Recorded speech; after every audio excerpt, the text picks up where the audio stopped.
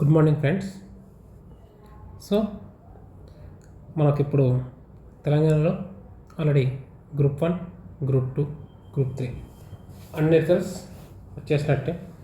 Group 1లో general ranking list కూడా వచ్చింది. కోర్స్ దీని మీద ఇంకొన్ని విమర్శలు ఉన్నాయి. అలానే గ్రూప్ 2, గ్రూప్ 3 రెండిట్లో కూడా జిఆర్ఎల్ ఆల్రెడీ వచ్చేసింది.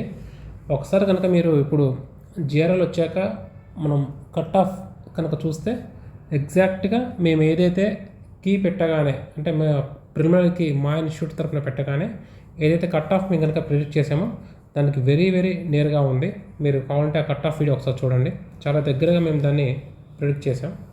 సో కాకపోతే ఇప్పుడు మళ్ళీ గ్రూప్ 1 విషయానికి వస్తే గ్రూప్ 1 విషయంలో కొంచెం ప్రజెంట్ ఇష్యూ నడుస్తుంది. ఆల్రెడీ మళ్ళీ దీని మీద కోర్ట్ కేసెస్ కూడా వెళ్ళాయి. దాంట్లో one of the major issue ఏంటంటే తెలుగు మీడియంలో ఎవరైతే గ్రూప్ 1 రాశారో వాళ్ళందరికీ అన్యాయం జరిగిందని చెప్పేసి. సో తెలుగు మీడియం అభ్యర్థులకు అన్యాయం జరిగింది. టాప్ 100లో హార్డ్లీ 1 or 2 మెంబర్స్ మాత్రమే వాళ్ళు ఉన్నారని ఉంది. సో దాని మీద ఆల్రెడీ జరుగుతుంది. అండ్ కోర్స్ మార్కింగ్ ప్యాటర్న్ చూసాక కూడా అన్యాయం జరిగిందనే విషయం చాలా క్లారిటీగా అయితే ఉంది. బట్ మనం ఏం చేయగలం ఏం చేయలేము అన్నదైతే చెప్పలేము. ఎందుకంటే ప్రిలిమ్స్ అప్పుడు మనం చూసాము, కోర్టు కేసులన్నీ మనం ఆల్రెడీ చూసాము. కోర్టు సుప్రీంకోర్టు దాకా వెళ్ళింది, కపిల్ సిబల్ లాంటి లాయర్స్ వాదించారు. బట్ ఏది జరిగినా కూడా ఎగ్జామ్ అనేది జరిగిపోయింది. అంటే ఈచ్ అండ్ ఎవ్రీ కోర్టు కేసులో కూడా ఎవ్వరు కూడా కేసు యొక్క మెరిట్స్లోకి వెళ్ళలేదు. అంటే ఈ క్వశ్చన్కి కీ కరెక్టా రాంగా, జీవో 29 కరెక్టా రాంగా అనే వాటికి ఎప్పుడు వెళ్ళలేదు ఏ జడ్జిమెంట్లో కూడా. ఈవెన్ మన హైకోర్టులో వచ్చిన డివిజన్ బెంచ్ జడ్జిమెంట్ కానీ సుప్రీంకోర్టుకు వెళ్ళిన జడ్జిమెంట్లో కానీ జస్ట్ వాళ్ళు ఏంటంటే మోరల్ థింగ్స్ మీద, లైక్ ఆల్రెడీ నోటిఫికేషన్ వచ్చి 14 years అయింది, ఇంకెంతకాలం దీన్ని పోస్ట్పోన్ చేస్తారు, లెట్ ఇట్ హ్యాపెన్, ఈసారికి ఇలా జరగనివ్వండి అనే ఉద్దేశంలోనే వాళ్ళ జడ్జెస్ యొక్క వ్యాఖ్యలు ఉన్నాయి. కానీ జీవో 29 కరెక్టా కాదా అన్న విషయం మీద ఈవెన్ హైకోర్టులో కూడా ఏం చెప్పారు, లేట్గా వచ్చారని చెప్పారు తప్ప జీవో 29 కరెక్ట్ ఆర్ రాంగ్ అనేది ఎక్కడ చెప్పలేదు. ఇలాంటి కొన్ని ఇష్యూస్ జరిగాయి. సో ఫైనల్గా ఎగ్జామ్ అయితే జరిగింది. సో మళ్ళీ ఇప్పుడు మనం వీటి మీద కేసులు వేసాం కాబట్టి ఓకే, వాళ్ళ కోర్టు కనుక ఈ కేసును పరిగణలో ఆల్రెడీ తీసుకుని వాళ్ళని కౌంటర్ కూడా వేయమన్నది.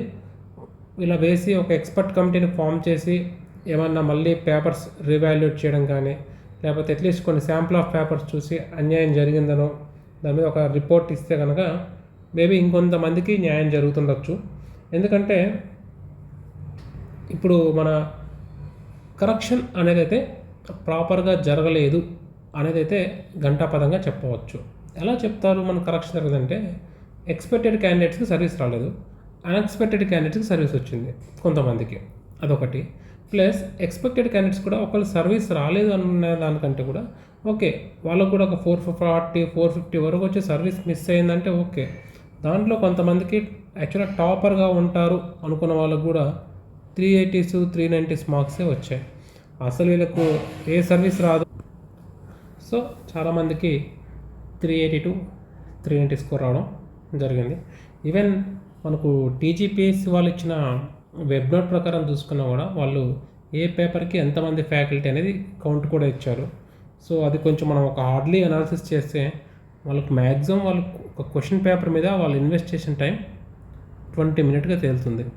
అంటే ఒక క్వశ్చన్కి 1.5 minute కూడా వాళ్ళు రీడ్ చేయలేదు. 1.5 minutesలో ఒక అభ్యర్థి రాసిన క్వశ్చన్ని చదివి దానిలో తన భావాన్ని అర్థం చేసుకొని దానికి మార్కింగ్ ఇవ్వడం అనేది అంత ఈజీ అయితే నేను కాదనుకుంటున్నాను. ఎందుకంటే కొంచెం స్పీడ్గా కూడా రాసింటారు అభ్యర్థులు. సో అంత స్పీడ్గా రాసినప్పుడు కొంచెం రైటింగ్ డిస్టర్బ్ అయ్యే ఛాన్స్ కూడా ఉంది. సో దాన్ని ఎనీ ఆన్సర్ని 1.5 minutesలో చదవడం అంటే, చదివి అర్థం చేసుకొని ప్లస్ మార్కింగ్ ఇవ్వడం అంటే కొంచెం కష్టమే. But fine, but happened is happened, జరిగిపోయింది. దీన్ని మనం మార్చడం అయితే కొంచెం కష్టమే.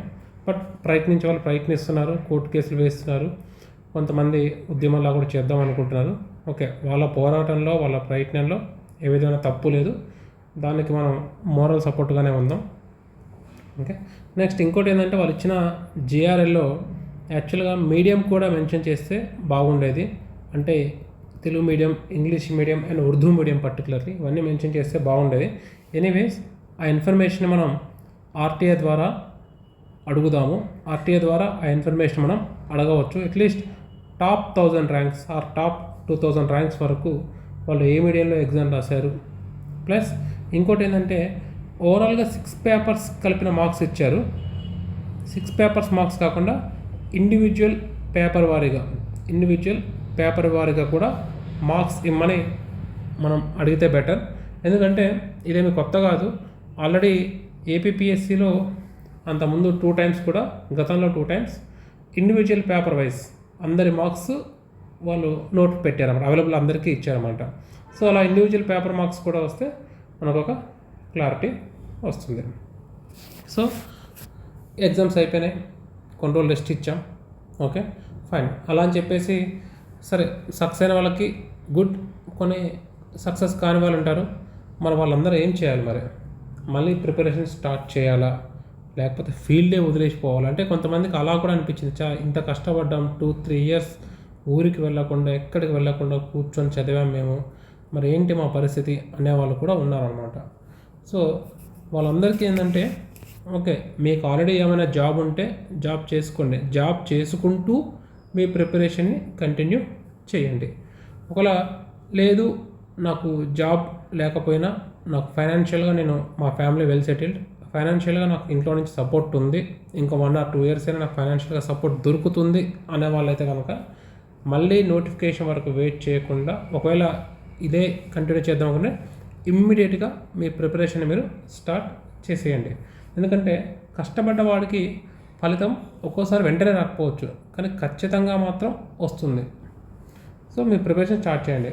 అందుకనే మేము ఈసారి ఏం చేద్దాం అనుకుంటున్నామంటే ఒక రూట్ మ్యాప్ లాగా ఎవ్రీ డే కొన్ని ఫాలో అవుదాం అనుకుంటున్నాం.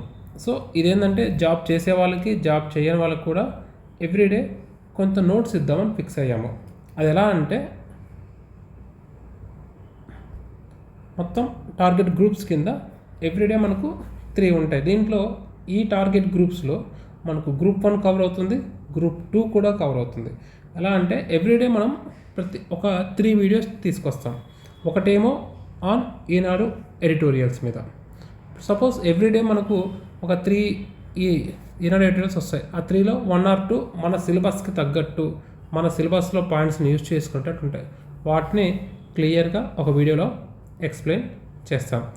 సెకండ్ పాయింట్ వచ్చేసరికి mains question, TSPSC group 1 mains question new ప్యాటర్న్లో, మళ్ళీ ఓల్డ్ స్టైల్ ఆఫ్ క్వశ్చన్స్ కాకుండా న్యూ ప్యాటర్న్లో questions everyday either 1 question or 2 క్వశ్చన్స్ని వితిన్ 10 minutesలోనే ఎక్స్ప్లెయిన్ చేస్తాం.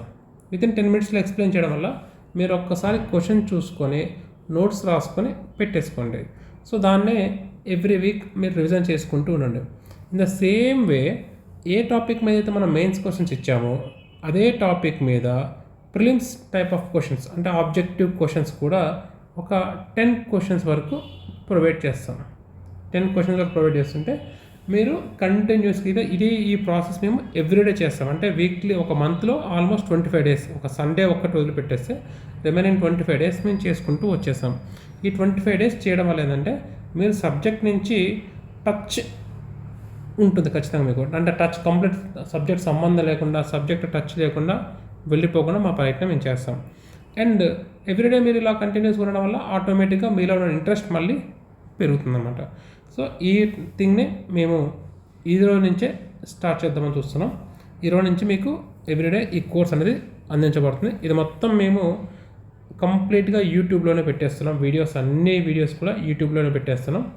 ఓకే, దీనికి కావాల్సిన మెయిన్స్ ఆన్సర్ షీట్స్ కానీ లేకపోతే ప్రిలిమ్స్ క్వశ్చన్స్ కానీ త్వరలో ఒక యాప్ లాంచ్ చేసి యాప్లో కూడా మీకు అవైలబుల్ పెడతాం. ఓకే, ప్రజెంట్ అయితే మేము యూట్యూబ్ ఛానల్ త్రూ ఇవన్నీ మీకు అవైలబుల్ పెడతాం. సో మీ ప్రిపరేషన్ని ఆపకండి, కంటిన్యూ చేయండి. ఓకే, జాబ్ చేసే వాళ్ళు జాబ్కి వెళ్ళండి. జాబ్కి వెళ్ళి కూడా మార్నింగ్ ఒక 2 to 3 hours, ఈవినింగ్ ఒక 2 to 3 hours చదువుకోవచ్చు. అట్లీస్ట్ డేలో మినిమం 5 to 6 hours మీరు స్పెండ్ చేయొచ్చు. ఒకవేళ లేదు కంటిన్యూస్గా కూర్చుంటా అనుకునే వాళ్ళు మళ్ళీ again you can study for daily 10 to 12 hours. So ఈ రోజు నుంచి ప్రిపరేషన్ స్టార్ట్ చేయండి. మాకున్న సమాచారం వరకు మళ్ళీ మే ఆర్ జూన్లో నోటిఫికేషన్స్ వస్తాయని సమాచారం అయితే ఉంది. ఓకే, మే ఆర్ జూన్లో కొత్త నోటిఫికేషన్లు వస్తే that will be very good and nice. So ఆ నోటిఫికేషన్ టార్గెట్ చేస్తూ మనం ఈరోజు నుంచే ప్రిపరేషన్ స్టార్ట్ చేద్దాం. Thank you very much and all the best from SS Academy to start your preparation. Once again ఈసారి చాలా స్ట్రాంగ్గా, చాలా గట్టిగా కొడితే సర్వీస్ కొట్టేలాగానే చేద్దాం. మాతో పాటు ట్రావెల్ అవ్వండి. ఈసారి విజయం అంటే ఎలా ఉంటుందో ఖచ్చితంగా మేము మీకు చూపిస్తాం. Thank you everyone.